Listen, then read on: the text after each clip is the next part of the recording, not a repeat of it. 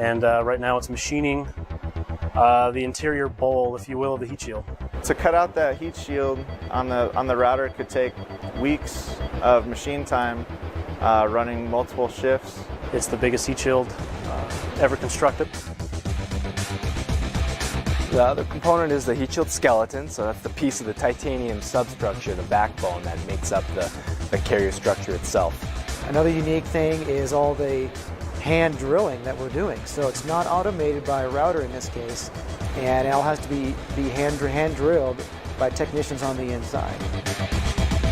200 plus titanium parts, all match drilled together. So we have a tool that puts all the pieces in the right spot, and then we drill and high lock them all together. MCC is transforming from It's a return to a concept that we knew that worked very well during the Apollo years when the mobile launch platform had a tower on it. We knew that the VAB was designed to accommodate a launch tower on a mobile launch platform.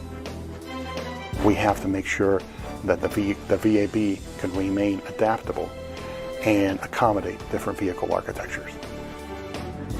And now we have a clean VAB shell, per se, the infrastructure, so that we can accommodate the new hardware, the new vehicle access with new platforms.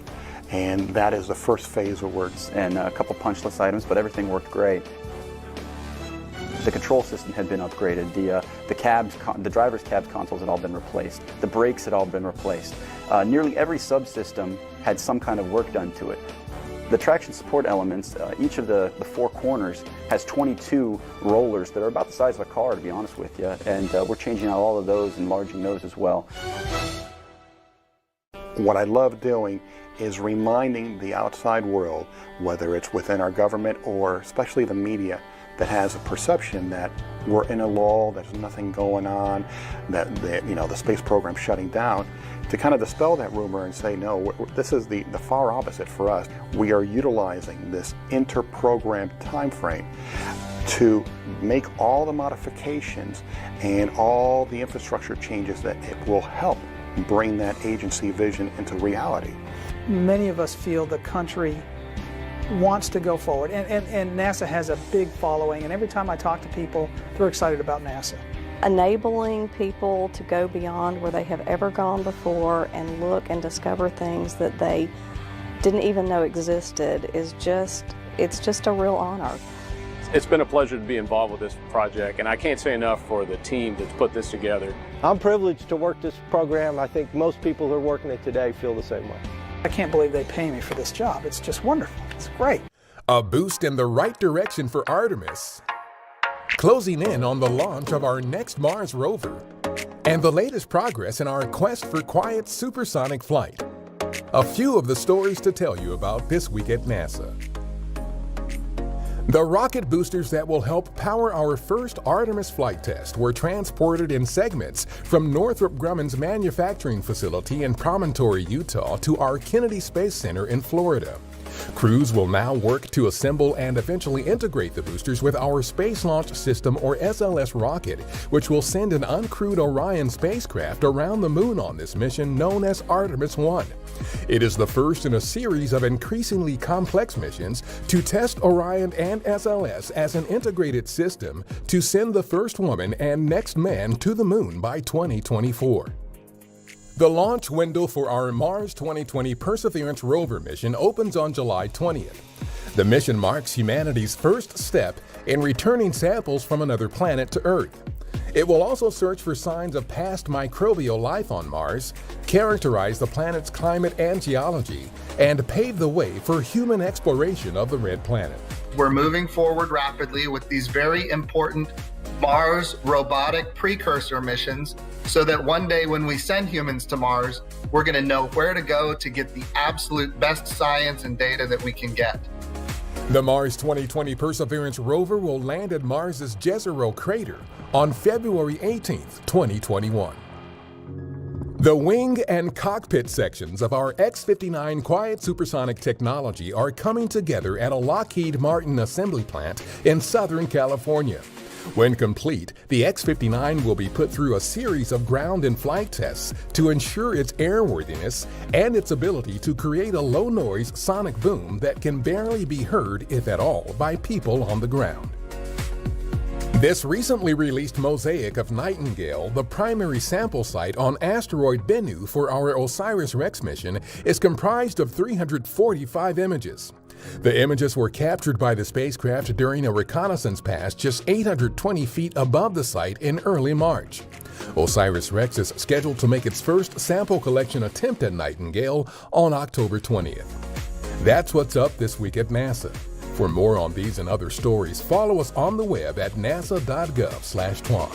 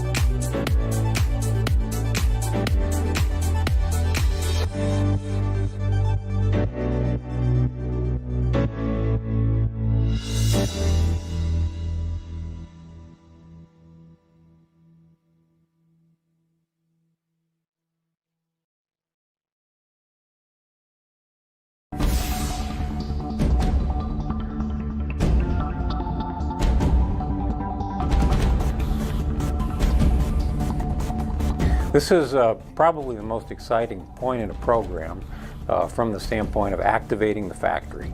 The stage of the program that we're dealing with is called confidence hardware, and that's when we take flight form hardware, run it through all the tooling, use that for subsequent testing and fit-ups. All of the tooling that is going in is upsized to scale for the SLS program. Some of the vertical tooling is in a building that is probably 15 stories tall. The largest section of the rocket is the fuel tank, the hydrogen tank. You have to stack that with the other sections of the rocket, inner tank, the engine section, the forward skirt, put all that together, and you've got a very large rocket. We're looking at completing the first flight vehicle at MAF in May of 2016, and we're on track for that. SLM is selective laser melting. It's a method of turning powdered metal, finely grained powdered metal, into solid parts. The design is done straight from 3D CAD models, which is standard in the industry. You can use any kind of commercial software, and the machine takes that and cuts that into a bunch of slices and builds them slice by slice. What we have to do in order to trust the material is we have to do a lot of testing on the ground. Back in 2011, we built a duct using this process for the J2X, and we hot fired it. And what we saw was basically no deterioration of the material. We built the one part for 35 cents on the dollar. More complex parts, we think the cost savings approaches an order of magnitude. If this technology proves out like we think it will, the schedule savings and the cost savings is almost beyond imagination. The work that we're doing here is to support the Orion test flight, which is EFT-1. The hardware that we're manufacturing here in this shop is the adapter for the Delta IV launch engine to the Orion test article. To complete the welded structure, you have 3 vertical or longitudinal welds that join the barrel panels into a cone. It moves from the vertical weld tool to the robotic weld tool for the circumferential welds. The circumferential welds are the welds that join the welded cone structure to the structure. We within NASA are passionate about STEM. SLS was at Tennessee Tech for Engineering Week. We sat on a panel and we did video talks with several different elementary, middle, and high school students. Their Engineering Week, they have shared with us, usually draws about 70 people. And on a Friday night, one of our programs drew more than 400. The more that we can get people involved in those creative ways, the more successful we're going to be. The outreach for inspiring the future is such an important goal of NASA's. So we have to foster that inspiration and that dedication to learning that's necessary in order to keep NASA's dreams alive.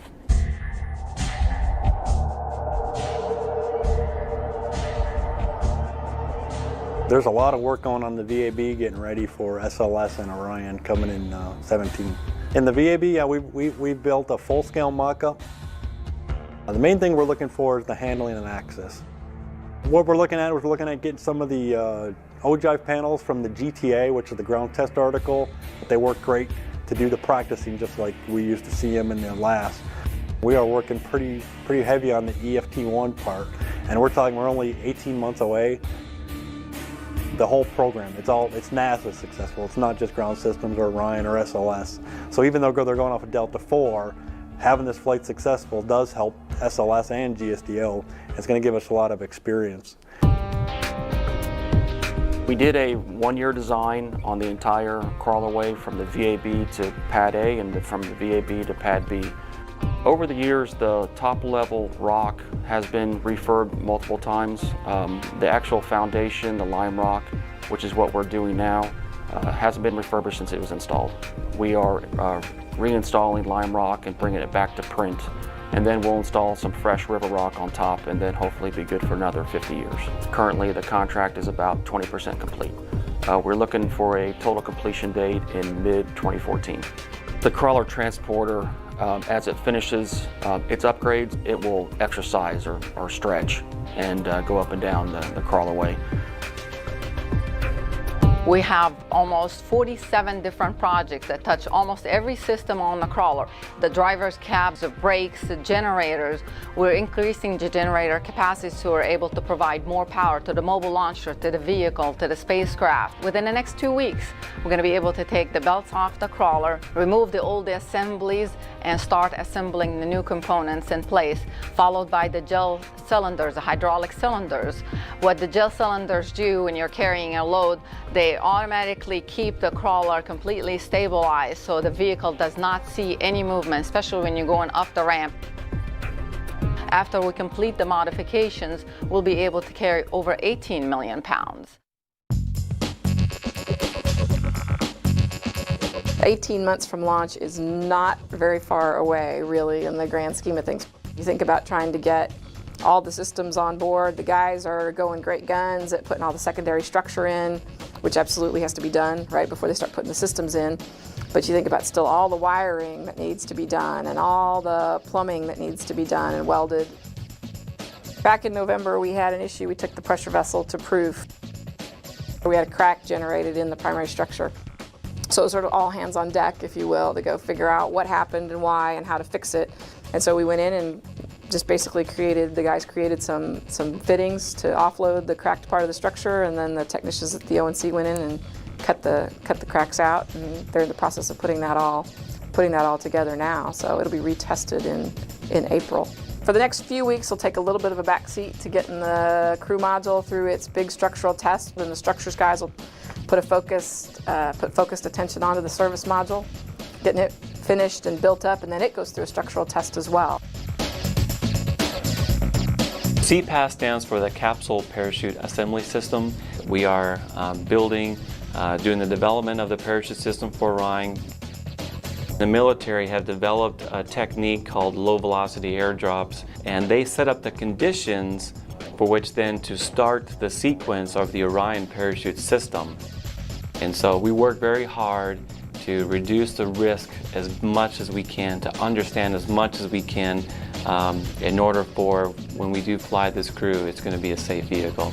So over the next 6 months, very happy that we will be delivering our parachutes to the Cape, to the ONC building, to be installed in the EFT-1 vehicle. The NBL, we're kind of working on everything post-splashdown. We're working with the folks out of KSC and out of Patrick Air Force Base, and with Navy divers out of San Diego, putting together training material on how to actually go recover EFT-1 out in the ocean.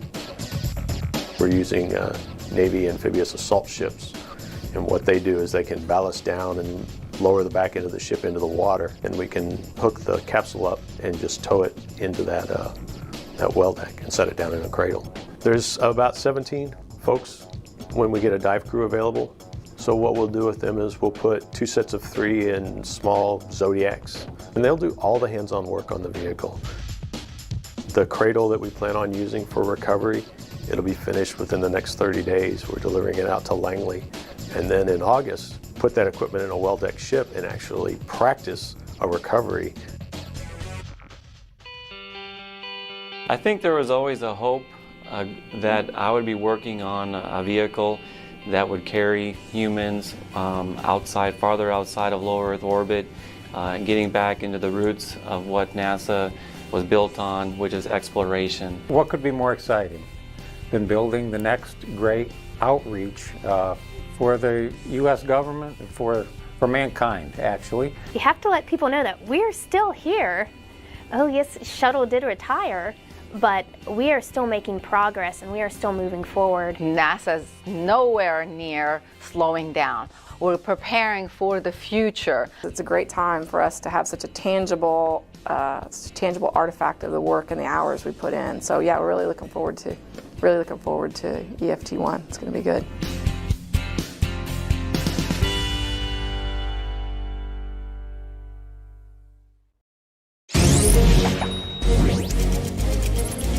NASA's Commercial Crew Program is ready for launch. Did you know the last time we launched astronauts from America was in 2011? NASA is working with companies Boeing and SpaceX to take astronauts to the International Space Station from America once again. Let's look at how this will happen. Look at the spacecraft on top of the rocket.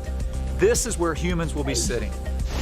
The astronauts will be buckled into a spacecraft, stacked on top of the rocket as it is launched into space. The rocket holds all of the fuel needed to get to space. It takes a lot of energy to lift the rocket off the ground, with gravity constantly pulling it down, which is why most of the rocket is filled with fuel. During the rocket's climb to space, it will increase in speed, which means its energy will also increase. Once the rocket has made it past Earth's atmosphere, the engine will finally cut off. The rocket and the spacecraft will separate, and the astronauts will make their way toward the station, where they will be working on science experiments and engineering projects. What do you think will happen when the spacecraft travels back to Earth? Boeing has made the Starliner CST-100 to keep astronauts safe as they travel to and from the station. It's designed to touch down safely on land in the western United States. Starliner has parachutes it will use as it prepares for landing, but will also have large airbags expanding under the spacecraft to cushion the landing for the astronauts before stopping completely. SpaceX's Crew Dragon was also created to send astronauts to and from the space station. As the spacecraft comes back to Earth, the outside will experience temperatures over 3,000 degrees Fahrenheit. The Crew Dragon has been designed to keep the astronauts inside comfortable during the ride home to Earth. Once they are back in the atmosphere, the spacecraft will release 4 main parachutes to slow down the speed and energy of the vehicle before it splashes down in the Atlantic Ocean or Gulf of Mexico. These spacecraft are exciting sneak peeks at the future of space travel. And NASA's Commercial Crew Program. Want to know more about space travel? Check out this website for more information.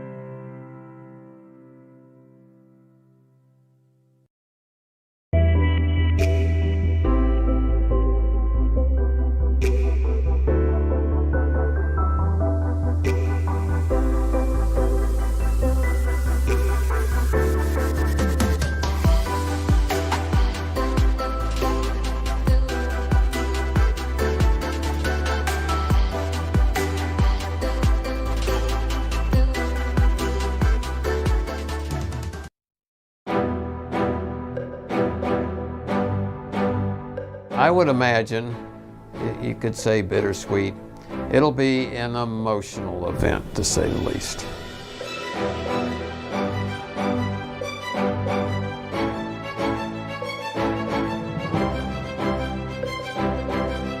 Discovery gets the job done. It's flown all kinds of missions, and it's done them extremely well.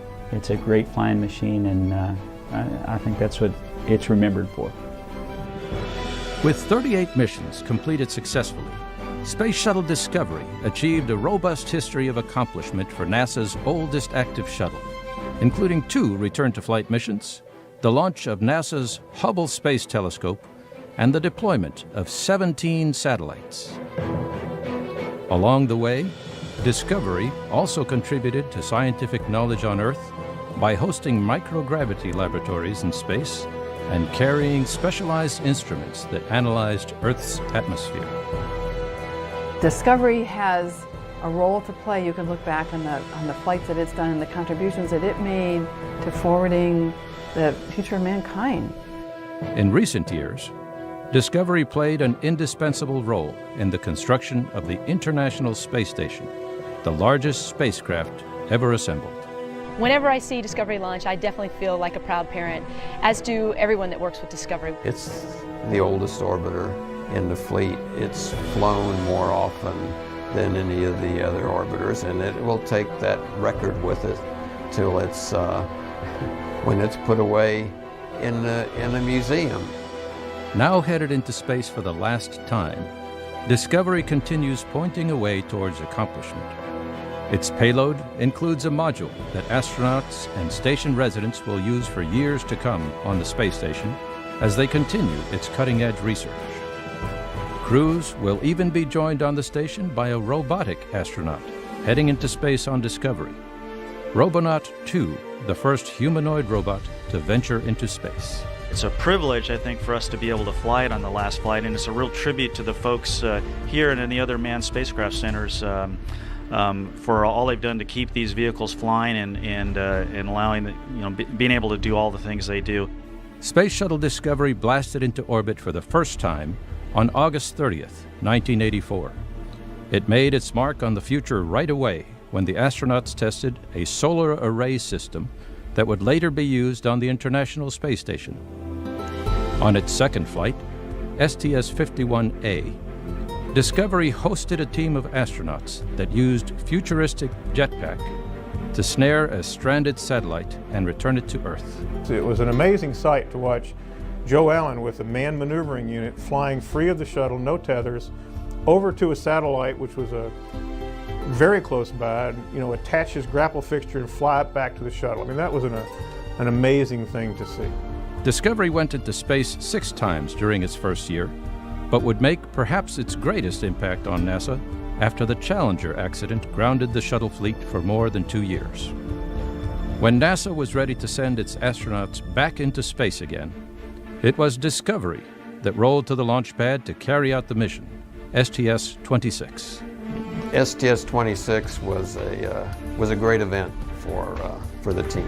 It described on how it felt like STS-1 all over again. Discovery was rarely overshadowed during its career. That changed in April 1990, when the shuttle launched NASA's Hubble Space Telescope, deploying it on a mission that would alter the way we see our universe and our understanding of our place in it. But when Hubble came along, it was, wow, this is a different payload. Discovery would see the Hubble telescope 2 more times, in February 1997 and December 1999, on servicing missions that saw astronauts upgrade the telescope's instruments and system. Discovery also allowed unique views of some of Earth's closest neighbors. Astronaut Bob Cabana flew into space for the first time aboard Discovery in October 1990 on a mission to launch the Ulysses probe on the first mission to look at the sun's north and south poles. My first flight, it's pretty amazing to be standing there at 195-foot level looking at this machine that's alive. It's venting, it's creaking, it's getting ready to go in space. It says Discovery on the side, and you just cannot believe in 3 hours or so you're going to be inside there blasting off. You know, it's amazing. It really is. Discovery was my only night launch, and standing on there with all the floodlights on Discovery, where it's just surreal, and you can hear all the cryogenics. It's very quiet at night. You can hear everything creaking and groaning. It's just the most amazing sight. That's what I really remember about Discovery from a visual perspective, is seeing it just bathed in all those really bright lights at night on the pad. Along with its important payload, Discovery played its part in international relations as well. Cosmonaut Sergei Krikalev became the first Russian to fly on a shuttle during Discovery's STS-60 flight in February 1994. Astronaut and former Senator John Glenn returned to orbit aboard Discovery in October 1998, after he made history as the first American to orbit Earth on February 20th, 1962. Just as Discovery changed the people who flew aboard it, the spacecraft itself underwent numerous advances during its career. For example, technicians installed a glass cockpit in 2001 that replaced analog dials and instruments with modern digital displays. The spacecraft was also lightened as test instruments for its first flights were removed and modifications to other systems shaved off more weight. Discovery and all the NASA shuttles would undergo one more metamorphosis after the Columbia accident in February 2003. My proudest moment with Discovery would have to be return to flight after the Columbia accident. We basically found the problem, fixed the problem, and proved to the world that we could continue flying. Just as it had done 17 years before, Discovery took to space to prove NASA's shuttle fleet was not finished marking its place in exploration history. The overwhelming sense of the launch team was that this is what we do. We have to fly again. Along with sister shuttles Atlantis and Endeavour, Discovery finished assembling the International Space Station and then helped take new parts, supplies, and experiments to the orbiting laboratory. I was telling some employees here yesterday, when you walk inside at a Discovery and see it, it still looks like a new car even after almost 30 years of service. Discovery is expected to be put on public display after the space shuttle retires. Everyone here that has ever done anything associated with an orbiter will say, I worked on Discovery. I think Discovery's just because it has flown so much, it has been such a workhorse. You know, it flew return to flight. I think if you go back and look at all the missions it's flown, it really has achieved some phenomenal successes. And liftoff of Discovery, blazing a trail to scientific discoveries aboard space station.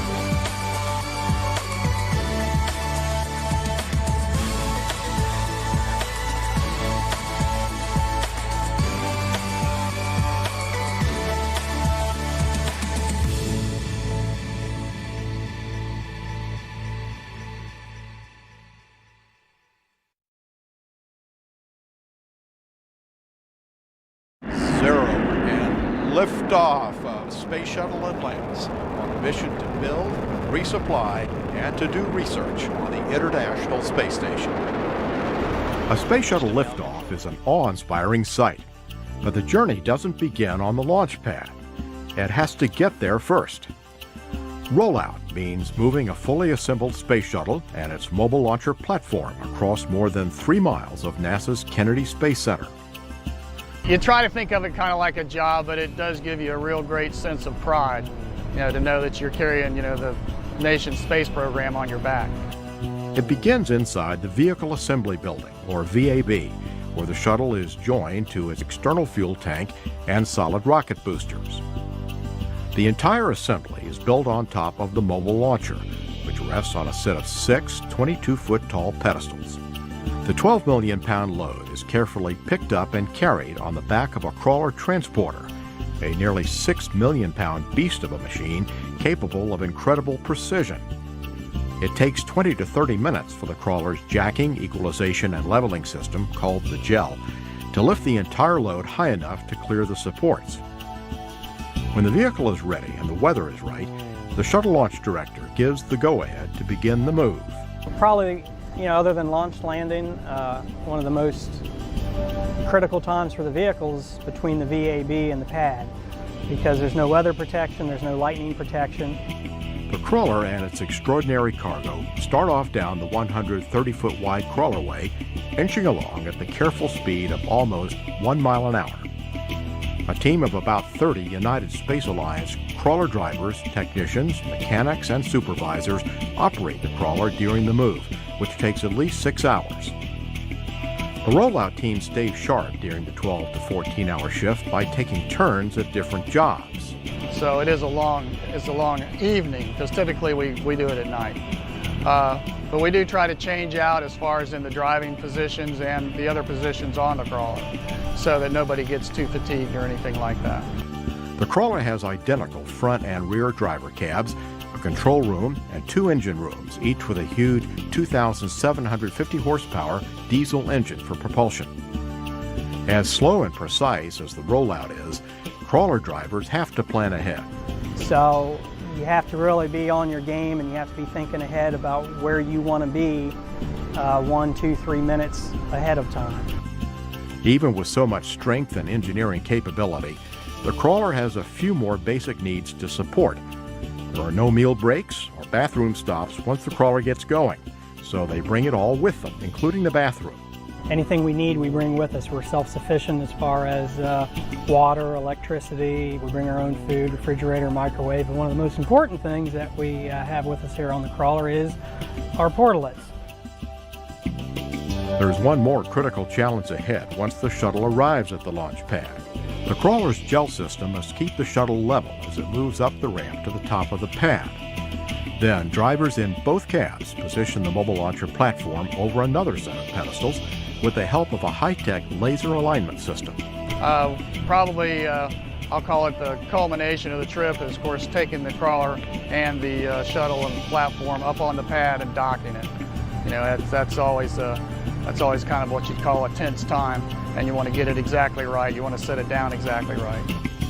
At that point, the shuttle is secured at the launch pad and rollout is complete. Now the shuttle is ready to start final preparations for another exciting mission. We're out at the pad, the vehicle's set down at the pad, and we're bringing the crawler down the hill. And as we're coming down the hill, looking back at the vehicle sitting on the pad, knowing that you and your group played a major part in getting that out there.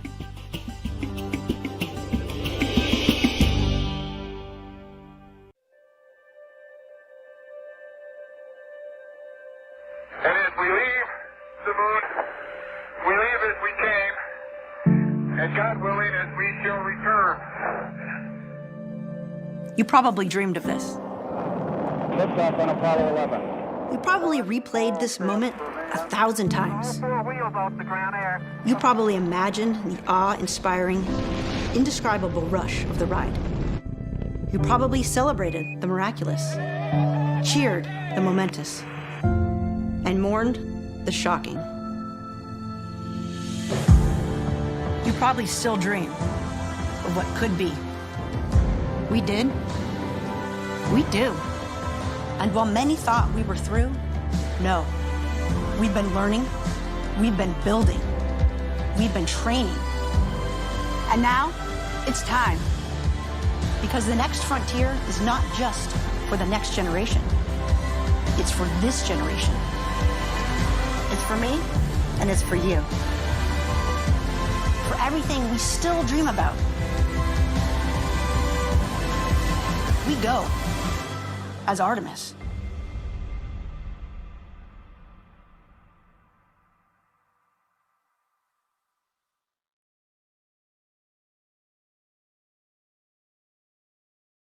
Closeout crew is not special. There's thousands of people out here that have thousands of jobs, you know, and each one's equally important. The only unique thing about us is we have the last hands-on job before the bird flies. The closeout crew is the last to shake the gloved hands of Space Shuttle astronauts before they rocket into orbit from NASA's Kennedy Space Center in Florida. We close the vehicle out for flight, which means we take out anything that doesn't fly. We put in what needs to fly. We put the astronauts in, strap them in, and we close the hatch for flight. The team is made up of NASA and United Space Alliance workers from Kennedy and the Johnson Space Center in Houston. The Orbiter Closeout Crew Chief coordinates launch day activities and communicates with the firing room via radio. He goes by the call sign OVCC. 2 technicians are experts at the shuttle crew module side hatch, and 2 insertion technicians specialize in helping the astronauts strap into their seats. An additional astronaut joins the closeout crew as the Prime Astronaut Support Person with a call sign ASP. A NASA quality representative rounds out the team. We got 3 tenths and 3 tenths. 20 people are certified to work with the closeout crew, but only a few serve at a time. So on launch day, we all come together to make one team. There's only 7 people out of that 20 that would support a launch, come up here as a prime team. It all happens at the 195-foot level of the shuttle launch pad, where the orbiter access arm leads to the climate-controlled White Room. The closeout crew reports to the launch pad shortly after the shuttle's external fuel tank is filled with propellant several hours before launch. The team sets up its own rescue gear and takes care of some pre-boarding housekeeping duties.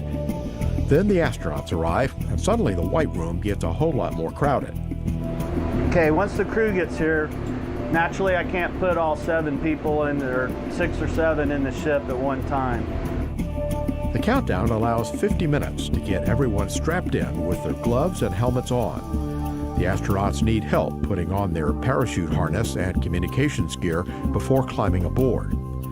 After a round of communications checks, anything not needed for flight has to come out, including the closeout crew.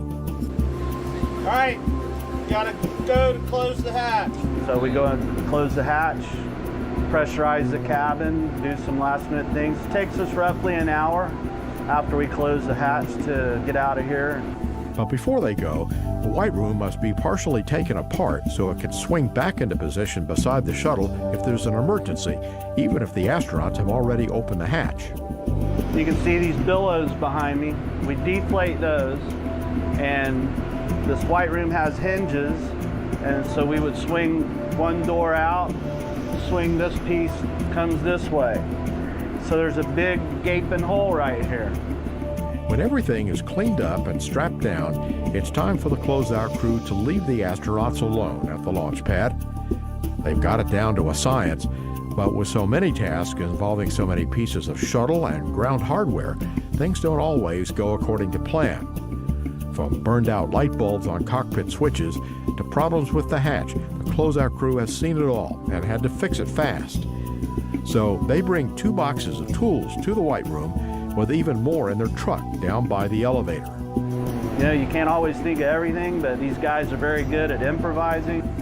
When the shuttle is fully loaded and ready to fly, everyone in or near the vehicle is working in a hazardous area. The closeout crew and the astronauts practice escaping the launch pad in case there's ever an emergency. Everyone has to learn how to move from the White Room to the slide wire baskets that would whisk them away from the pad down to a nearby bunker. In an emergency, a series of overhead sprinklers called the Firex system would activate and lights would come on, showing everyone on the 195-foot level the way out. So we have this painted yellow with black chevrons. We call it the Yellow Brick Road, and that's because you basically can't see anything but your feet, so you follow the chevrons out to your primary egress route to the slide wire baskets. One of the benefits to being part of the closeout crew is working closely with the astronauts. It's a unique gift, I think, that we get to know them personally. We get to shake their hand right before they go in. Some of the astronauts that are on the closeout crew actually fly. So, you know, one time supporting a mission, they'll be wearing a white uniform with us, and the next time they'll be wearing an orange uniform getting ready to fly themselves. As the program draws to a close, many Space Shuttle team members are making the most of the final flights. And that, of course, includes the closeout crew. And I'll probably just stand over there in the corner and soak it in, try and remember as much as I can, and hope that another program comes along and I get to do this again.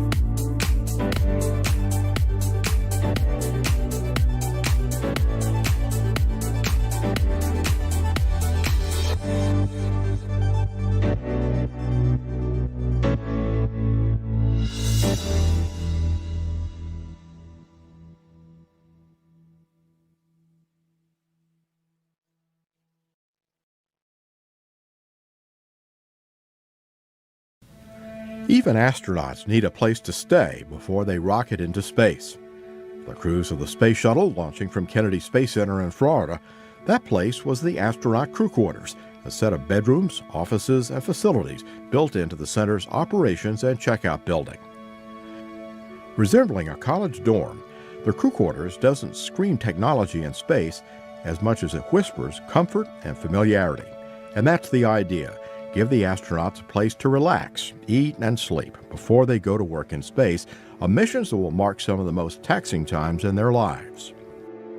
My first impression when I arrived was, wow, I'm in astronaut crew quarters. I mean, you walk in, it was before it had been remodeled on my first flight, and these are the rooms that the Apollo astronauts stayed in. There's nothing fancy about it, you know, it's not going to the Ritz-Carlton. It wasn't even a Motel 6, but it was astronaut crew quarters, and that was really special. Gemini astronauts were the first to stay in the crew quarters. All the Apollo astronauts slept here before going to the moon. The facility grew when the space shuttles began taking more and more people into space at a time.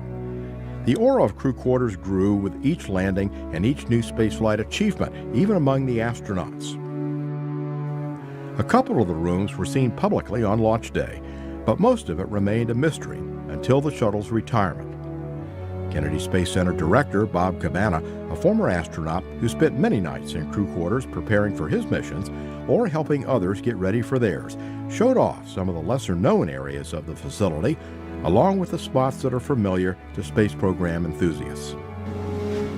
The dining room, what you guys probably remember seeing all the time, is, you know, the crew sitting at the table, and they're all smiling, and everybody's, you know, up and ready for launch, and they're in their crew shirts, and you know, they take general shots of everybody, and then they move off, and then the crew actually sits down and eats.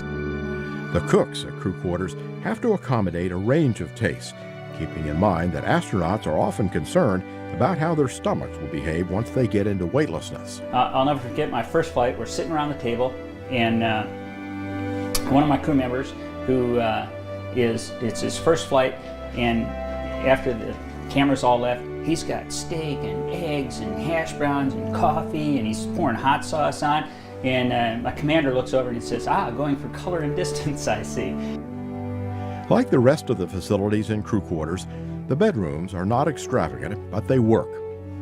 It's a very small room. You got a desk, a bed, and a shower and a toilet in the bathroom. Very sparse, but very functional. It's very quiet. It's an elevated floor back here with sound insulation underneath, sound insulation up above, and so crews that are on weird schedules can actually come in here and get some sleep. But a quiet room doesn't always do the trick when a launch is waiting the next day. It's not anxious, it's just you want to get off and do it. And in fact, one of the hardest things, some folks really like coming down to crew quarters and just relaxing a little bit before they fly. And I came down and it was like, I want to launch. We're here, let's launch tomorrow, but you can't do that right away.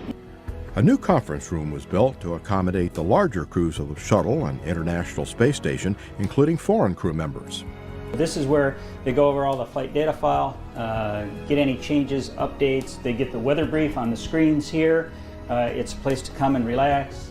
We have simulators that simulate robotic arm operations for both shuttle and station, as well as a simulator that lets you actually land the space shuttle. And it's a pretty good simulation.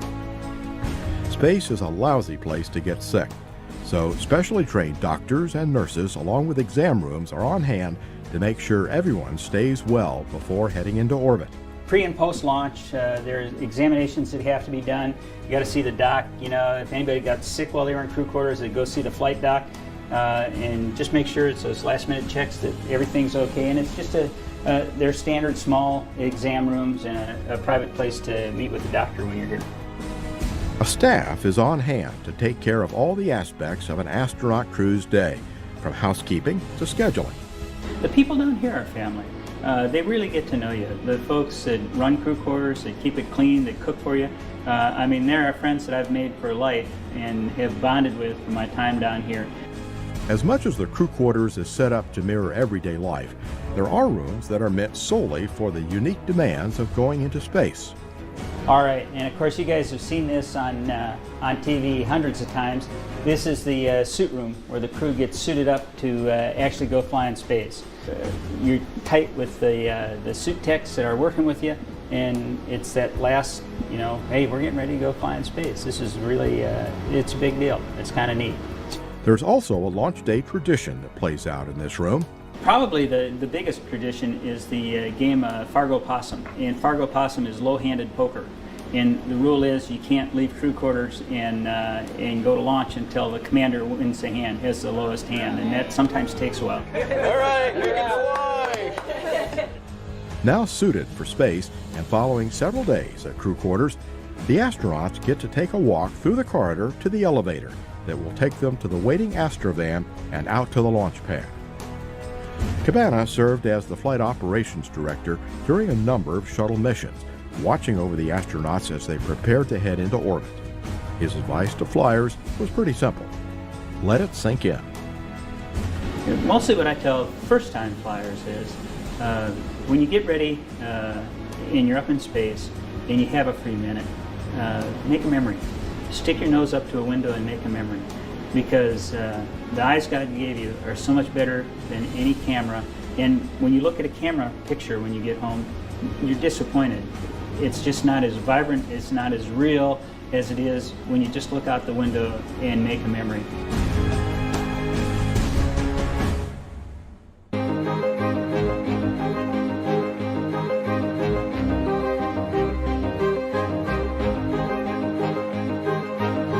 Astronauts Neil Armstrong, Buzz Aldrin, and then finally Mike Collins now boarding the transfer van for the trip to the launch pad. Flashing their cameras as the crew comes out. This is a very historical walkway. It's the same path that the Apollo astronauts took to go to the moon. The flying crew now departing from their crew quarters here at the Kennedy Space Center.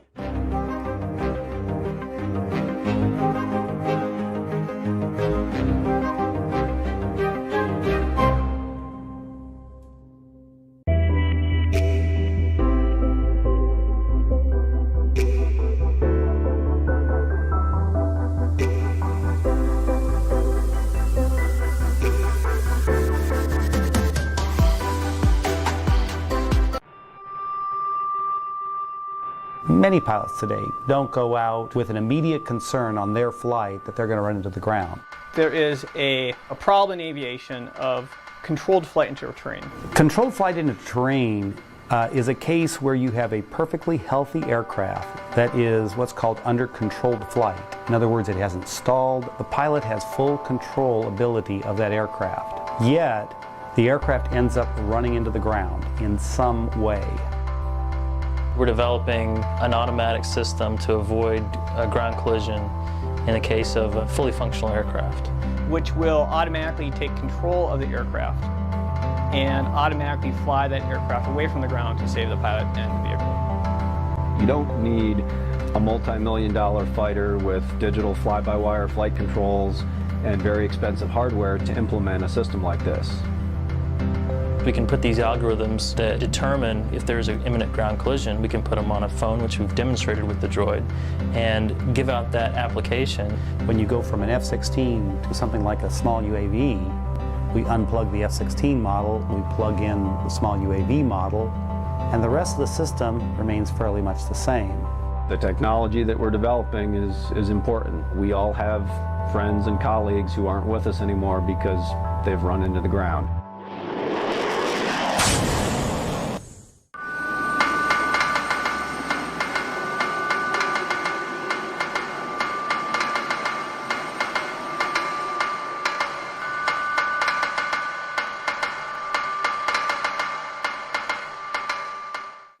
Red flag would be red. Red. In the fighter area, there were about 1 or 2 people dying a year in the Air Force alone due to this controlled flight in terrain problem. And that is when an airplane in perfectly good health crashes into the ground due to either pilot error or possibly the pilot is unconscious. As in fighter jets pulling high G, they may lose consciousness. This is something that is not just confined to military aircraft, it's not confined to UAVs. General aviation aircraft have a big problem with running to the ground. Pilots do for whatever reason. They're distracted, they can't see, they're in a fog bank. Another case is where they are spatially disoriented. A good example of this is the JFK Jr. mishap that happened out on the East Coast a number of years ago. They fly in sometimes extreme landing and takeoff locations up on mountains and things where their aircrafts don't have the aerodynamic ability to climb like they think they should. A number of years ago, the Defense Safety Oversight Council, out of the Undersecretary of Defense for Personnel and Readiness, saw this problem and asked us to begin addressing it for fighters. In conjunction with the Air Force Research Lab, and Lockheed, we went out and did an initial program on the F-16 that would help address the problem on all Air Force fighters. The ground collision avoidance maneuver chosen for the F-16 is a wings level climb. It climbs really well and it doesn't turn very well, so we don't try to turn in front of an obstacle, we try to climb up over the top of the obstacle. So regardless of what position you are in the F-16, if there's an impending collision, the airplane will roll to wings level and begin a 5 to 6 G wings level pull to clear the local terrain. Okay, you're gonna roll inverted, pull the nose down.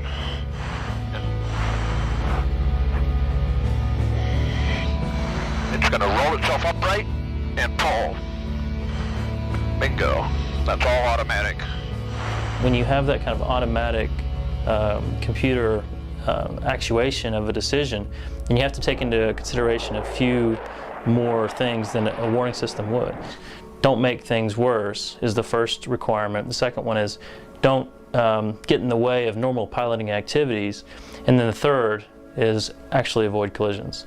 You got an autopilot that has the ability to really move this airplane around. We have the ability to put 6 Gs on this airplane. 6 Gs is not an easy thing to withstand. Fighter pilots get used to it, but still 6 Gs when you didn't ask for it is a surprise, and it's really going to get somebody upset if it didn't have to happen. Pull up, pull up, pull It's up, just downright pull annoying. up. Altitude. So what ends up happening is, after a few false warnings in the cockpit, a pilot either tunes out the warnings or turns the system off, and now that warning system provides no benefit. In a fighter airplane, these collision avoidance maneuvers are very aggressive, so when they happen when they shouldn't, it's going to get away of the mission and it's going to upset the pilot. severely. So avoiding nuisances in a fighter airplane is extremely important. Their concern was that they weren't going to be able to carry out their mission and that the system was going to interfere. When they were shown that they could still do their mission and the system would actually wait longer than they would before initiating a recovery, they realized that this is not going to be a problem. We believe that the system we developed in the ACAP program that's being fielded in the F-16 now will prevent above 90%, maybe as much as 98% of the mishaps. We went out and tested the system against every historical category of controlled flight and terrain mishap that the F-16 has seen and based them on actual mishap cases. And we showed that across the envelope of operation of the system, it prevented every single mishap. Welcome to Space to Ground. I am Catherine Clayton. This week we're highlighting the contributions of students from across the nation and a set of upcoming spacewalks. Sending supplies to the International Space Station requires a different packing method than the luggage we use to travel on Earth. Special flight lockers are used to transport supplies from Earth to the International Space Station. 4 of these lockers launched on the SpaceX Demo 2 flight to the station. The lockers are built by students from around the country through a program called NASA Hunch, or High School Students United with NASA to Create Hardware. Hunch provides students an opportunity to play an active role in the space program. Students in 277 schools in 44 states can participate in one of 6 focus areas to produce items for spaceflight or training, such as the flight lockers. One of the student-built lockers will even return to Earth. Learn more about the Hunch program at nasahunch.com. NASA astronauts Chris Cassidy and Bob Behnken are preparing for a set of spacewalks to continue the power upgrades on the station. On June 26th and July 1st, the astronauts will begin the replacement of batteries for one of the power channels on the ISS. The astronauts will replace aging nickel-hydrogen batteries on one of the power channels on the far starboard truss with new lithium-ion batteries that were delivered on the Japanese cargo ship last month. NASA TV and the NASA website will broadcast the spacewalks live so you can catch all the action. This week's question comes from Ben at RJO Intermediate School. Ben wants to know when the ISS was launched into space. The ISS began with the launch of a 41.2-foot module named Zarya. Zarya, which translates to sunrise in English, was launched on a 3-stage Russian Proton rocket from Kazakhstan, Russia on November 20, 1998. Continuous human presence on ISS didn't begin until the docking of Soyuz TM-31 to the ISS with the Expedition 1 crew. The first expedition on Space Station requests permission to take the radio call sign Alpha. This November, we will be celebrating 20 years of continuous human presence on the ISS in space. Keep sending in your questions using the hashtag AskNASA, and we'll see you next week. We're counting down to 20 continuous years of humans on the International Space Station. Follow along at nasa.gov.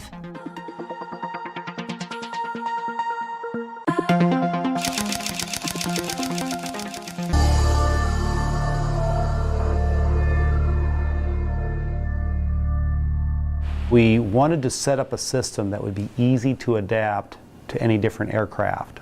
At the heart of that is a modular software architecture. And these pieces could be replaced, like an F-16 piece could be removed from the system and then a UAV piece inserted in, and then the rest of the algorithms could remain the same. The F-16 represents the high-performance top end of the performance spectrum. Airplanes that go real fast, climb real well, have great climb performance, but because they're going fast, their lateral turn performance is not as good. In the case of a small UAV aircraft, like the Droid, we have a limited climb performance, something very typical of a general aviation aircraft.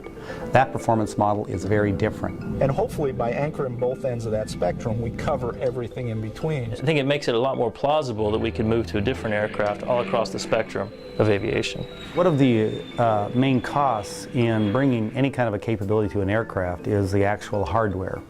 A very small difference in where the airplane actually goes. We had an eye in the future, and we recognized that eventually we wanted to get this into the general aviation community.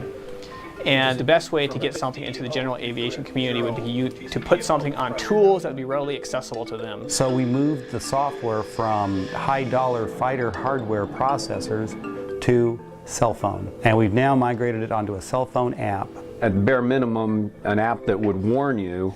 The more advanced versions would tie into an autopilot and actually take control and recover the aircraft. Not all general aviation airplanes have the autopilot that would be necessary, but at the bare minimum, it's an app that you can put on your cell phone when you would get a warning that you're about to run into something.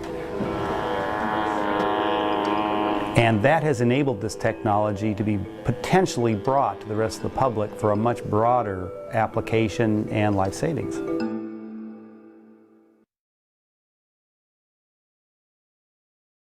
I couldn't tell on that very first run. The basic pieces that are needed to make this system work are an understanding of where the aircraft is. This is provided through GPS. You also need to know what the terrain is around you. So we have a computer model of the world that is a digital database of elevations. We then, inside the software, have a model of how well the aircraft can perform. And that model is very precisely tuned to that aircraft's performance capability.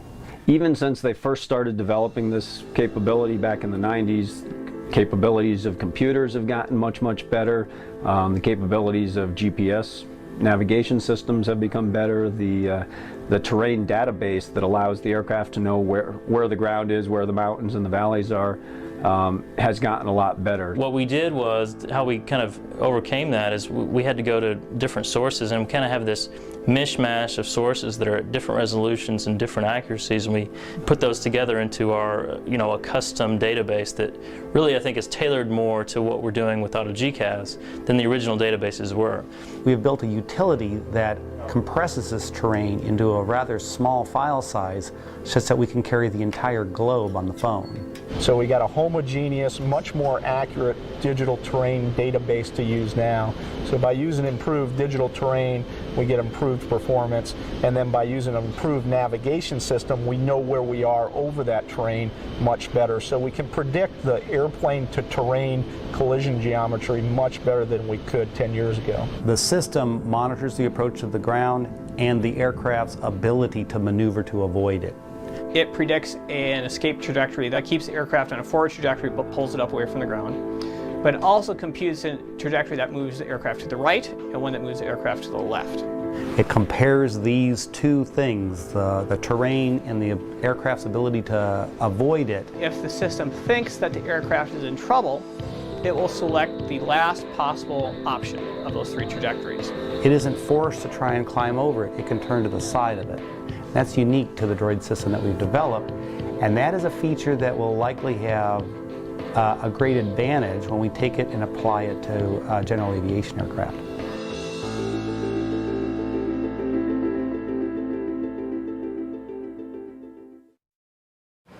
On a typical day of flight, the team shows up here, and early in the morning we gather all our gear, we load it into our command and control van, head out into the field, assemble the aircraft, set up our systems, and then go through a series of tests. Our first flight's going to be against that hill, pilot flown through the gap, and we're using 2 VHF frequencies for... What I've been doing is operating our user interface, which is the link really between us on the ground, the test team, and the phone. When we do a run, we actually set up the autopilot through the ground and control station.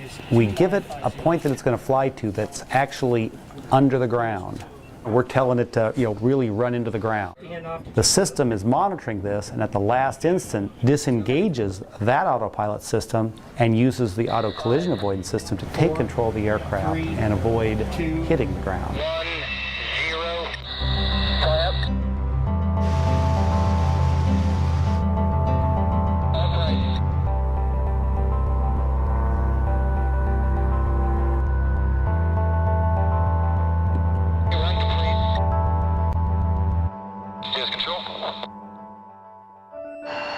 Just over the course of our testing, and we went through our testing as rapidly as we could, there were no fewer than 5 fatalities and 7 mishaps that we could have prevented with that software on the very fighter aircraft that we were trying to design it for.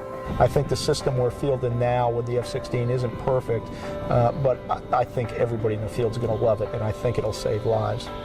Do we have the perfect answer?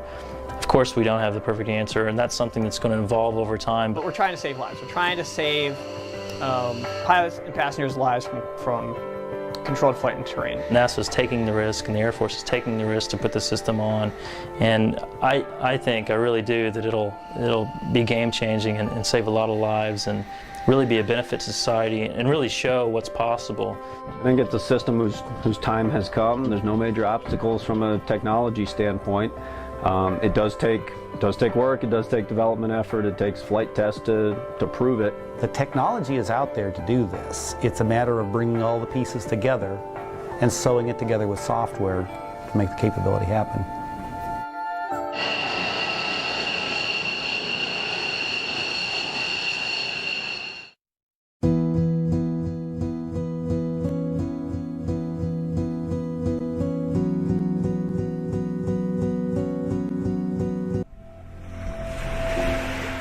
Cape Cod, Massachusetts is known for its beautiful beaches. This scenic landscape is also home to one of the most frequent marine mammal stranding sites in the world.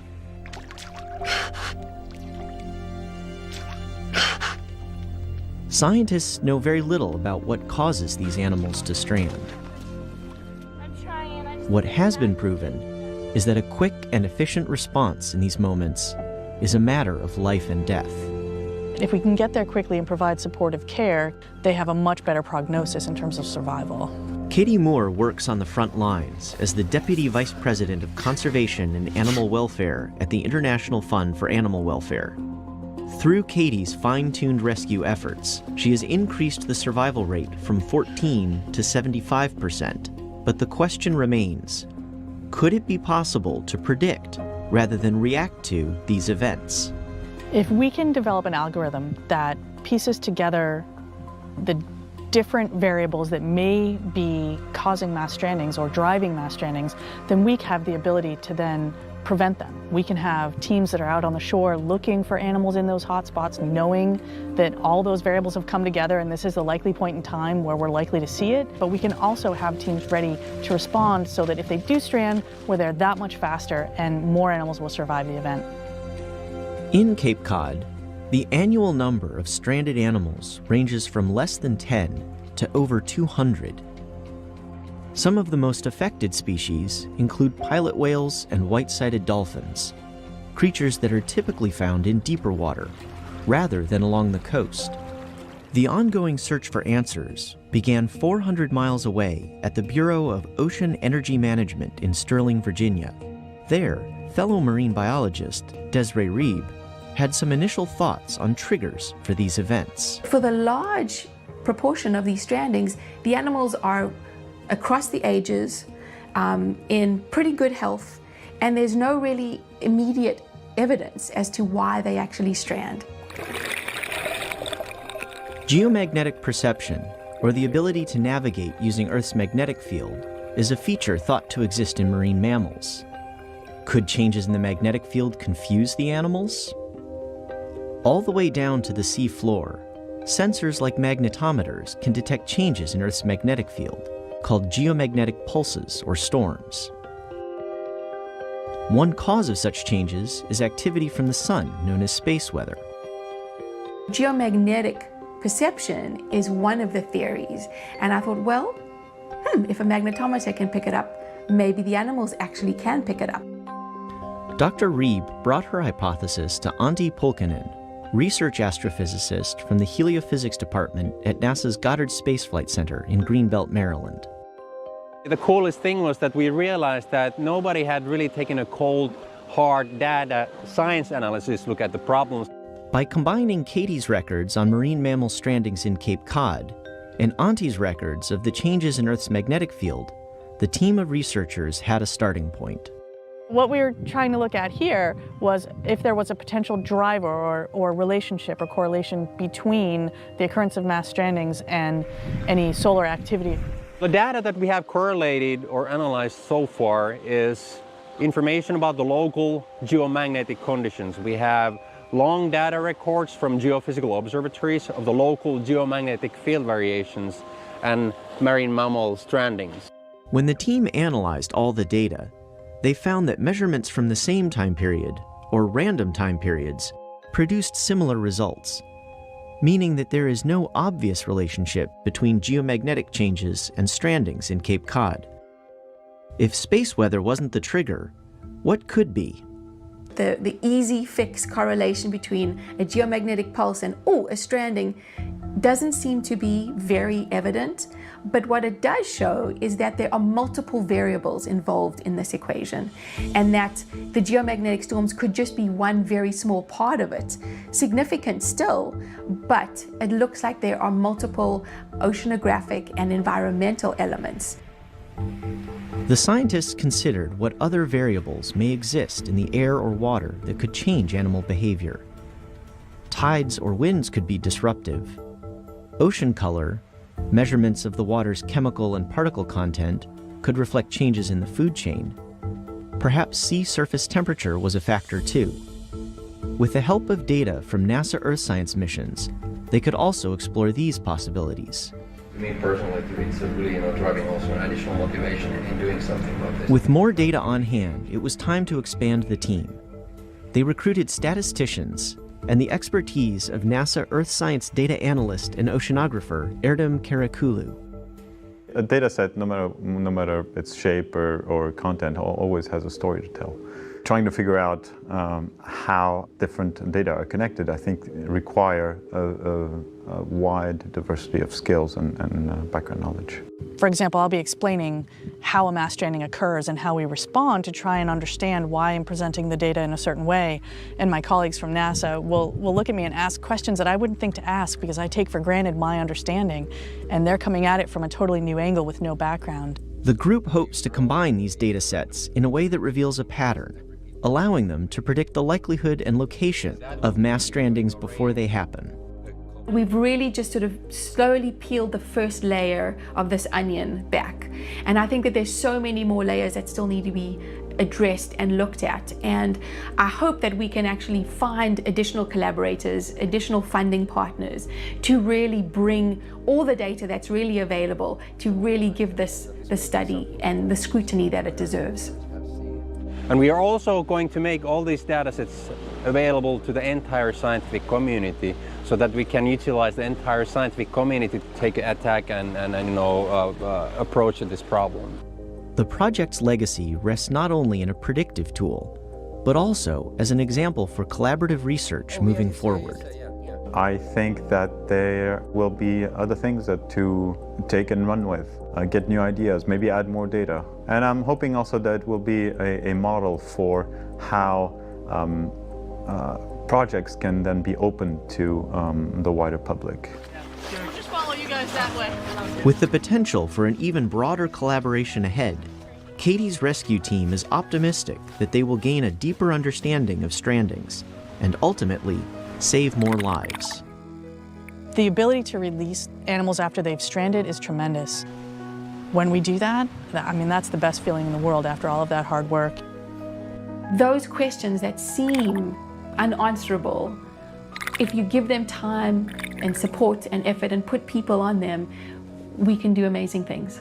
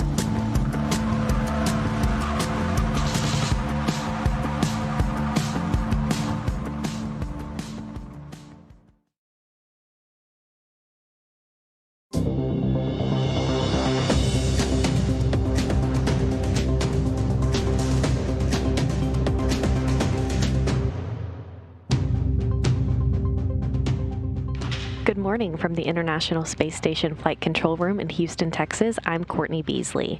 We're bringing you live coverage today of the first in a series of spacewalks to complete upgrades to the power system on the International Space Station.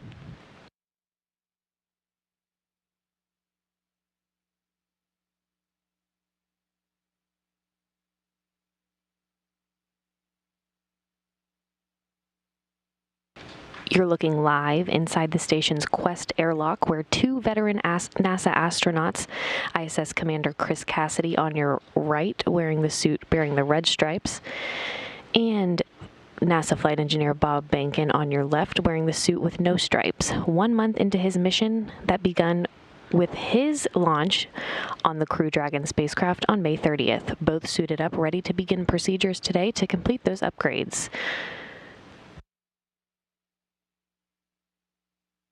Just leaving your field of view on the left was NASA astronaut Doug Hurley, and he is serving as the crew's suit-up lead today.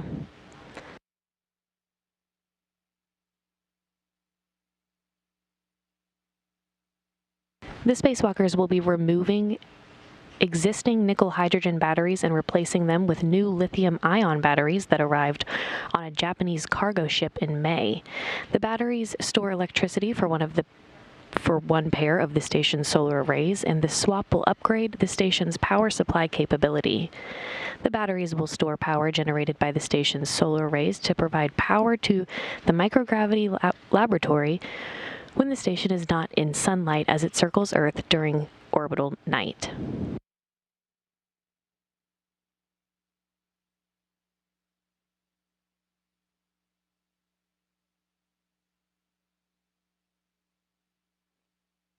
The spacewalk today marks the 228th spacewalk in support of International Space Station assembly, maintenance, and upgrades, and the first spacewalk for Expedition 63. This will be the 7th spacewalk for Station Commander Chris Cassidy. His 6 previous spacewalks bring his total time to 31 hours and 14 minutes. The spacewalk today will also be the 7th for NASA astronaut Bob Behnken. His previous 6 spacewalks bring his career total time to 37 hours and 33 minutes.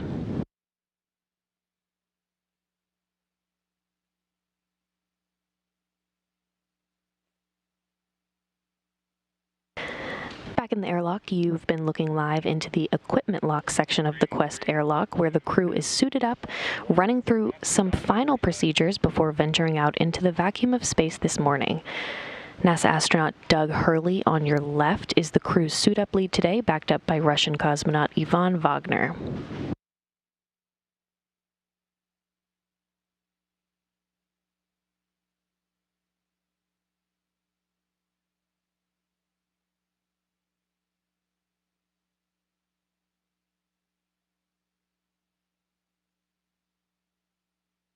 You can see Chris Cassidy on the right of your screen. He is designated as EV1 today, or Extravehicular Crew Member Number 1, wearing the suit bearing the red stripes, which you can see on his legs at the bottom right side of your screen. And on your left, Bob Behnken, who is designated as EV2 today, or Extravehicular Crew Member Number 2, wearing the suit with no stripes. 3, 2, 1. Begin exercise. And that's the 10th cycle. This will be our last cycle. The two will be making their way to the far starboard truss of the International Space Station both today and again next Wednesday, July 1st, to replace aging nickel-hydrogen batteries on the first of two power channels for the S6 truss with new lithium-ion batteries and their associated adapter plates. Again, the batteries store power collected from the main solar arrays and distribute it throughout the station.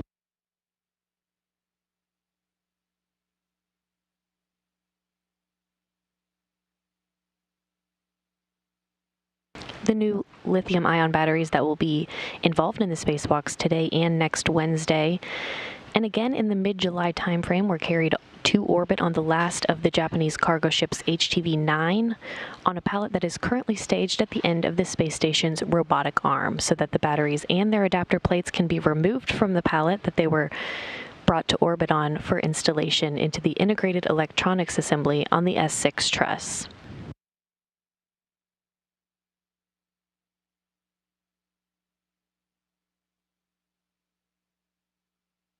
So 9 of the 12 older batteries that will be removed from the S6 truss will be put back on that external pallet for later jettisoning. The remaining 3 will remain on orbit due to space limitations.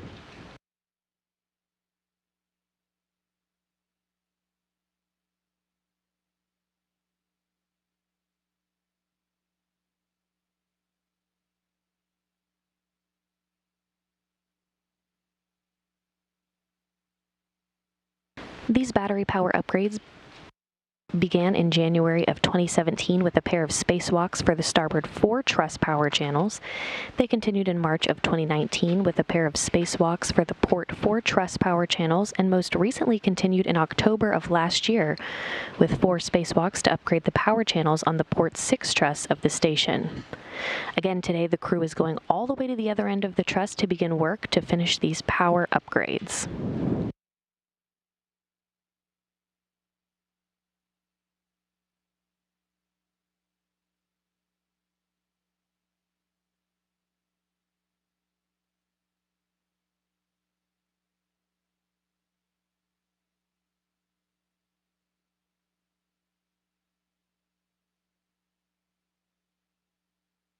Again, each lithium-ion battery and its associated adapter plate replaces a pair of older nickel-hydrogen batteries for the circuit that is required to complete the power routing through the various systems for the station for each truss segment.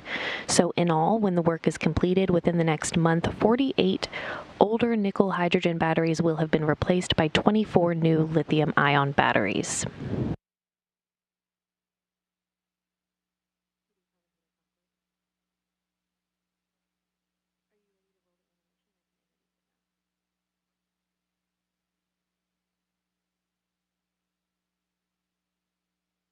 Spacewalk Officer Sandra Moore, for the series of spacewalks that we're beginning today, narrated an overview of what you'll see throughout the spacewalks today when Cassidy and Bankin venture out into the vacuum of space. Let's take a look.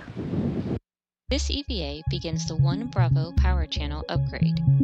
Chris, wearing the red stripe, egresses first. He sets up their tether anchors away from the airlock to enable them to go farther outboard. Then Bob, wearing the white stripe, grabs his foot restraint and follows outboard. Chris picks up his foot restraint on the CETA cart and heads to the external pallet, or EP. The external pallet is held by the robotic arm and houses the new batteries launched from Japan on HTV-9 in May.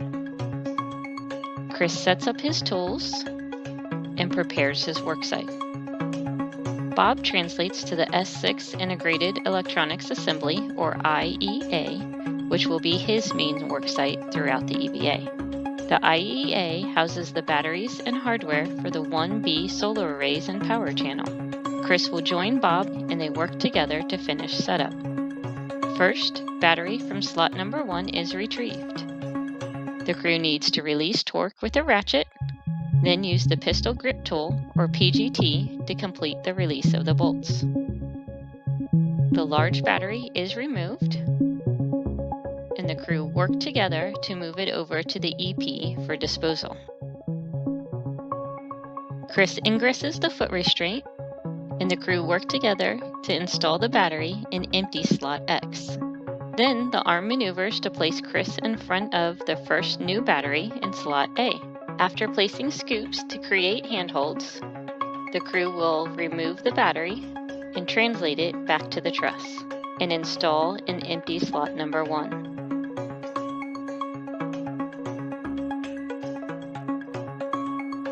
Throughout the EVAs, Bob will need to move his foot restraint to reach each battery.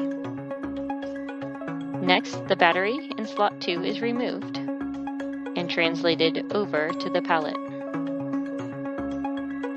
At the EP, Chris is in a foot restraint and places the battery on his BRT, or body restraint tether. Chris will release the adapter plate launched underneath the battery. Like with the batteries, he has to use the ratchet to release the high torque and then the PGT to fully release the bolt. Chris removes the adapter plate to hand to Bob.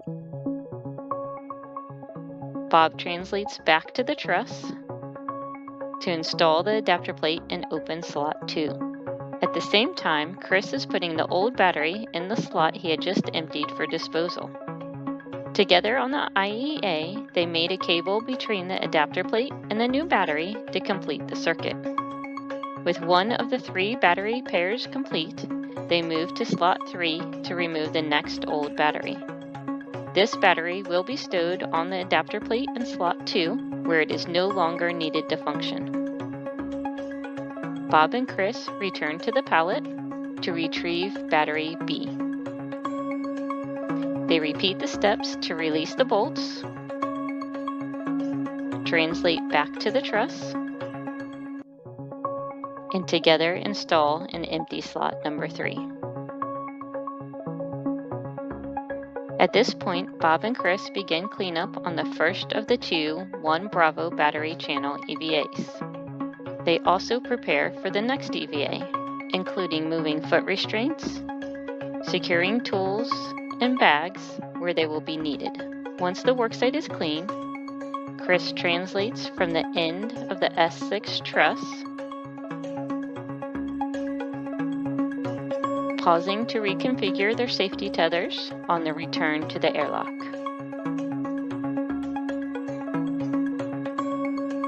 Bob follows for ingress, completing Power Channel 1 Bravo EVA 1.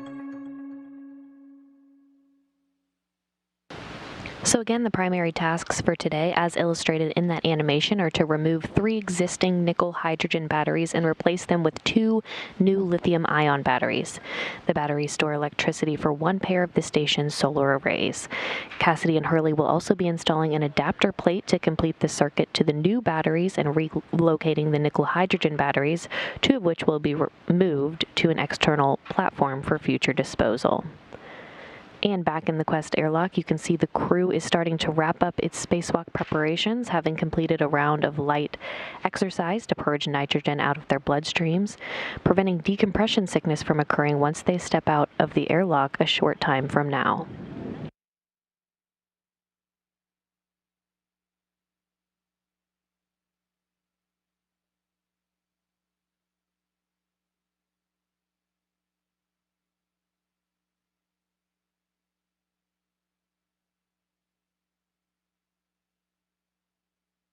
Again, in your view now, on the right is NASA astronaut Doug Hurley, and he's the crew's suit-up lead for today, backed up by Russian cosmonaut Ivan Wagner, who is in the left field of view.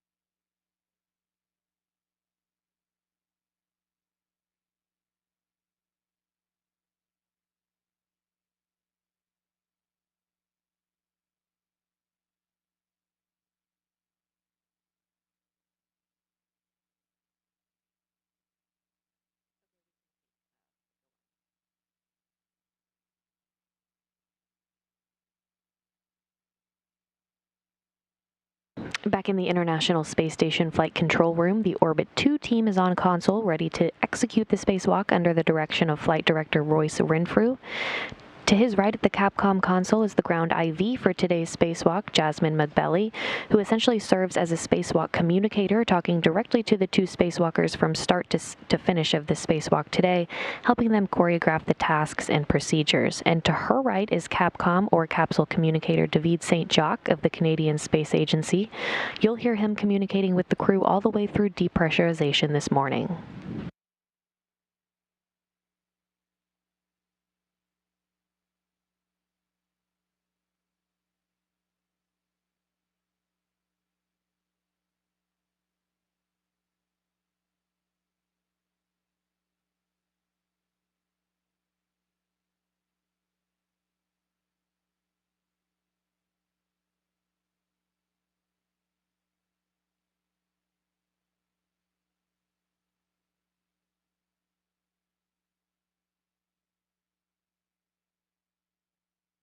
Back in the equipment lock section of the Quest airlock, the crew is suited up, running through some final procedures before venturing out into the vacuum of space this morning. You can see Chris Cassidy on the right of your screen. He is designated as EV1 today, or Extravehicular Crew Member Number 1, wearing the suits bearing the red stripes, which you can see down there on the bottom of your screen on his legs. And on your left, Bob Benkin, who is designated today as EV2, or Extravehicular Crew Member Number 2, wearing the suit with no stripes.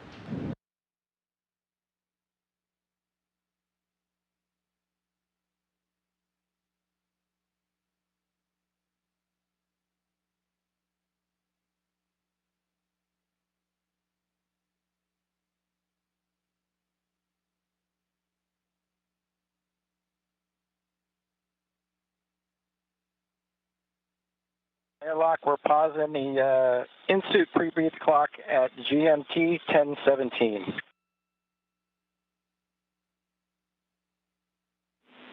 Copy.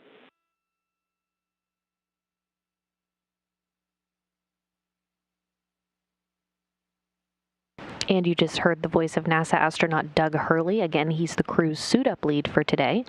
He's in the middle of your screen now, backed up by Russian cosmonaut Ivan Wagner toward the bottom left side of your screen.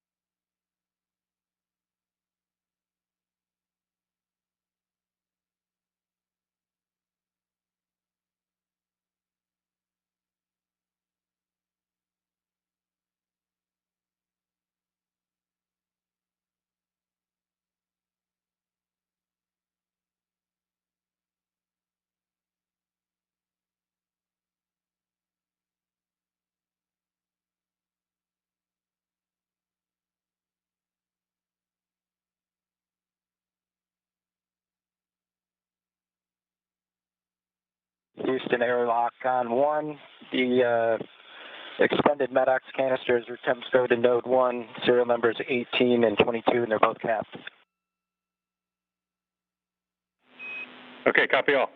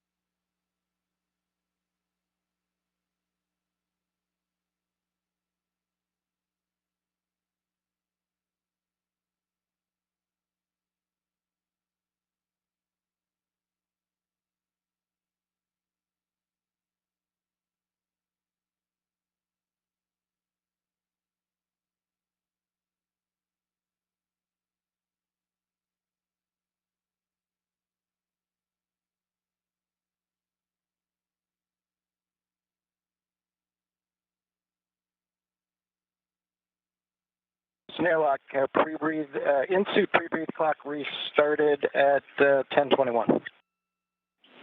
10:21.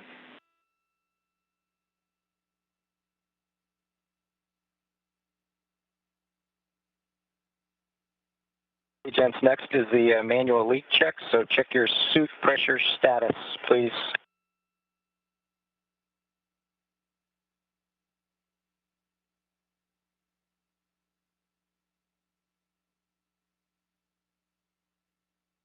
Okay, let me know when you're stable, 4.2 to 4.4, please.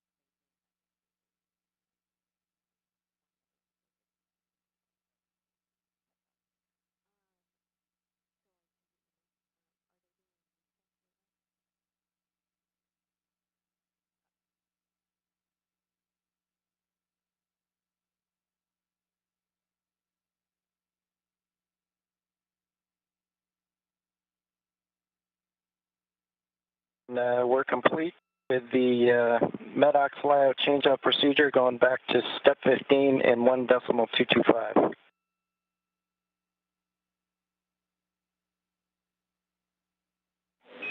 Okay, copy and concur. We'll see you back in 1.225.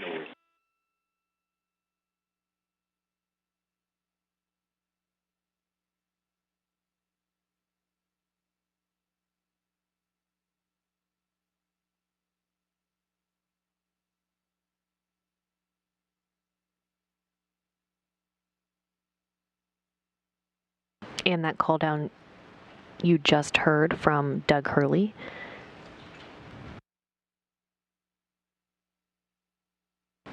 And a response from Capcom, or capsule communicator, David St. Jacques. Again, you'll hear him communicating with the crew all the way through depressurization this morning.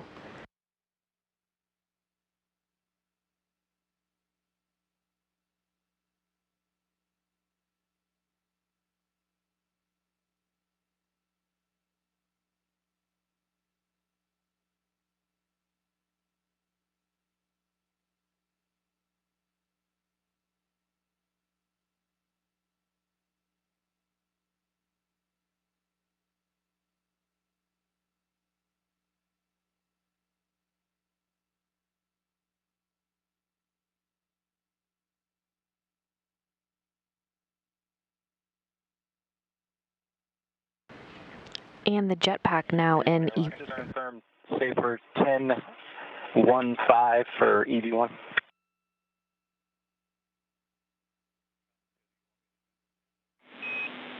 Yeah, it's affirmative. 1015 for EV1.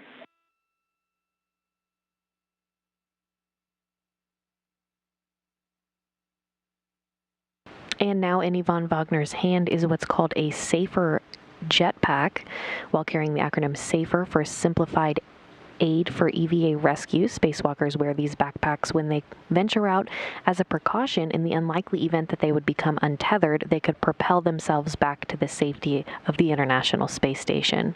Once those jetpacks are fixed to their spacesuits, Cassidy and Bankin will be moved through the hatchway you see at the top of your screen now into the crew lock section. The hatch will then be closed behind them, and the final preparations for depressurization of the crew lock will begin from 14.7 pounds per square inch all the way down to vacuum, which will be the final step before the crew conducts final communications and suit checks with the flight control team here in Houston.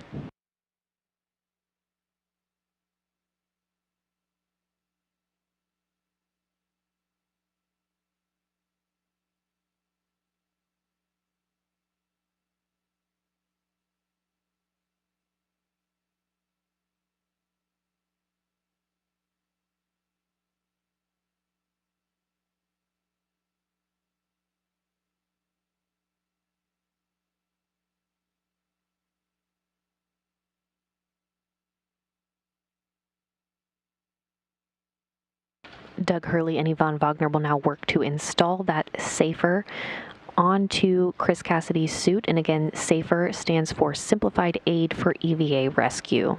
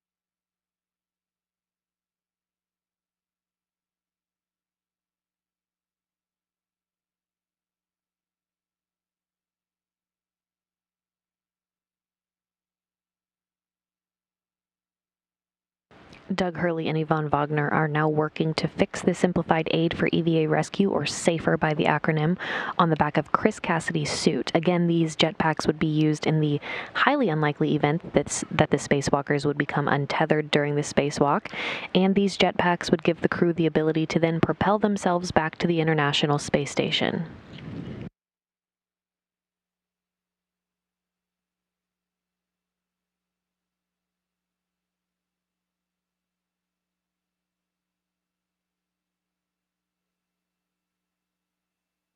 And these space suits, the extravehicular mobility units, or EMUs, are the suits you see Cassidy and Bankin in now. These suits essentially serve as an independent life support system, providing environmental protection, mobility, and communications for the crew members during their spacewalk. In support of International Space Station assembly, maintenance, and upgrades, and the first spacewalk for Expedition 63. This will be the 7th spacewalk for Station Commander Chris Cassidy. His 6 previous spacewalks bring his total time to 31 hours and 14 minutes. The spacewalk today will also be the 7th for NASA astronaut Bob Behnken. His previous 6 spacewalks bring his career total time to 37 hours and 33 minutes. The spacewalk today is the first spacewalk outside the station since January 28th when Expedition 61 crew members Drew Morgan and Luca Parmitano completed work. Again, these jetpacks would be used in the air to the highly unlikely spectrometer that the spacewalkers would become untethered during the spacewalk, and these jetpacks would give the crew the ability to then propel themselves back to the International Space Station. To remove 3 existing nickel-hydrogen batteries and replace them with 2 new lithium-ion batteries. The batteries store electricity for 1 pair of the station's solar arrays.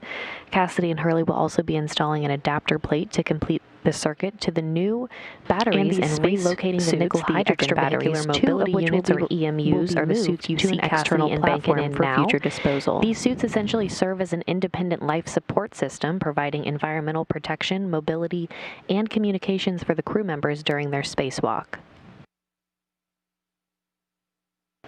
Again, you're looking live at International Space Station Assembly Maintenance where the crew is suited up, running through these final procedures, getting their safer jetpacks installed before they venture out into the vacuum of space. NASA astronaut Doug Hurley is the crew's suit-up lead today on your left, backed up by Yvonne Wagner on your right. The 7th for NASA astronaut Bob Behnken. His previous 6 spacewalks bring his career total time to 37 hours and 33 minutes. The spacewalk today is the first spacewalk outside the station since January 28th when Expedition 61 crew members Drew Morgan and Luca Parmitano completed work. Again, these jetpacks would be used in the air to the highly unlikely spectrometer that the spacewalkers would become untethered during the spacewalk, and these jetpacks would give the crew the ability to then propel themselves back to the International Space Station. To remove 3 existing nickel-hydrogen batteries and replace them with 2 new lithium-ion batteries. The batteries store electricity for 1 pair of the station's solar arrays. Cassidy and Hurley will also be installing an adapter plate to complete the circuit to the new batteries and relocating the nickel-hydrogen batteries, 2 of which will be EMUs, are the suits you see Cassidy and Behnken in for future disposal. These suits essentially serve as an independent life support system, providing environmental protection to 31 hours today on your left, backed up by Yvonne Wagner on your right. The 7th for NASA astronaut Bob Behnken. His previous 6 spacewalks bring his career total time to 37 hours and 33 minutes. Doug Hurley and Yvonne Wagner now working to install Bob Behnken's safer jetpack on the back of his 61 crew members Drew Morgan and Luca Parmitano completed work. Again, these jetpacks would be used in the air to the highly unlikely spectrometer that the spacewalkers would become untethered during the spacewalk, and these jetpacks would give the crew the ability to then propel themselves back to the International Space Station. To remove 3 existing nickel-hydrogen batteries and replace them with 2 new lithium-ion batteries. The batteries store electricity for 1 pair of the station's solar arrays. Cassidy and Hurley will also be installing an adapter plate to complete the circuit to the new batteries and relocating the nickel-hydrogen batteries, 2 of which will be EMUs, are the suits you see Cassidy and Behnken in for future disposal. These suits essentially serve as an independent life support system, providing environmental protection to 31 hours today on your left, backed up 2 new lithium-ion batteries. The batteries store electricity for 1 pair of the station's solar arrays. Cassidy and Hurley will also be installing an adapter plate to complete the circuit to the new batteries and relocating the nickel-hydrogen batteries, 2 of which will be EMUs, are the suits you see Cassidy and Behnken in for future disposal. These suits essentially serve as an independent safer jetpack is installed on the back of his suit. He will move through that hatchway into the crew lock section where Chris Cassidy is now, and then depressurization will be done in a 2-stage fashion. First, we'll take the crew lock down to 5 pounds per square inch of pressure installed on the back of his system check, and then they'll resume the depressurization all the way down to vacuum. Once it reaches vacuum, the 2 spacewalkers, Chris Cassidy and Bob Behnken, will conduct suit checks and communication. They'll resume checks between additional controls Houston before they clear the internal battery power, which will mark the efficient start to today's spacewalk. Checks and communication. They'll resume checks between additional controls Houston before they clear the internal battery power, which will mark the efficient start to today's spacewalk. Checks and communication. they'll resume checks pressurization control of Houston before they clear to back internal battery power, which will mark the official start and continuation spacewalk checks. In communication, they'll resume checks pressurization control of Houston before they clear to back internal battery power, which will mark the official start and continuation spacewalk checks. In communication, they'll resume checks pressurization control of Houston before they clear to back internal battery power, which will mark the official start and continuation spacewalk checks. In communication, they'll resume checks pressurization control of Houston before they clear to back internal battery power, which will mark the official start and continuation spacewalk checks. In communication, they'll resume checks pressurization control of Houston before they clear to back internal battery power, which will mark the official start and continuation spacewalk checks. In communication, they'll resume checks pressurization control of Houston before they clear to back internal battery power, which will mark the official start and continuation spacewalk checks.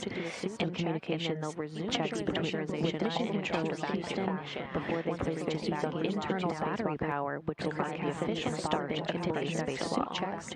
In communication, they'll resume checks pressurization control of Houston before they clear to back internal battery power, which will mark the official start and continuation spacewalk checks. In communication, they'll resume checks pressurization control of Houston before they clear to back internal battery power, which will mark the official start and continuation spacewalk checks. In communication, they'll resume checks pressurization control of Houston before they clear to back internal battery power, which will mark the official start and continuation spacewalk checks. In communication, they'll resume checks pressurization control of Houston before they clear to back internal battery power, which will mark the official start and continuation spacewalk checks. In communication, they'll resume checks pressurization control of Houston before they clear to back internal battery power, which will mark the official start and continuation spacewalk checks. In communication, they'll resume checks pressurization control of Houston before they clear to back internal battery power, which will mark the official start and continuation spacewalk checks. In communication, they'll resume checks pressurization control of Houston before they clear to back internal battery power, which will mark the official start and continuation spacewalk checks. In communication, they'll resume checks pressurization control of Houston. Back in the International Space Station Flight Control Room, the Orbit 2 team is on console, ready to execute the spacewalk under the direction of Flight Director Royce Renfrew. To his right at the Capcom console is the ground IV for today's spacewalk, Jasmine McBelly, who serves as a spacewalk communicator, talking directly to the two spacewalkers from start to finish of the spacewalk today, helping them choreograph the tasks and procedures. And to her right now, talking to the flight director is Capcom, or Capsule Communicator, David St. Jacques of the Canadian Space Agency. And again, you'll hear him communicating with the crew all the way through depressurization this morning.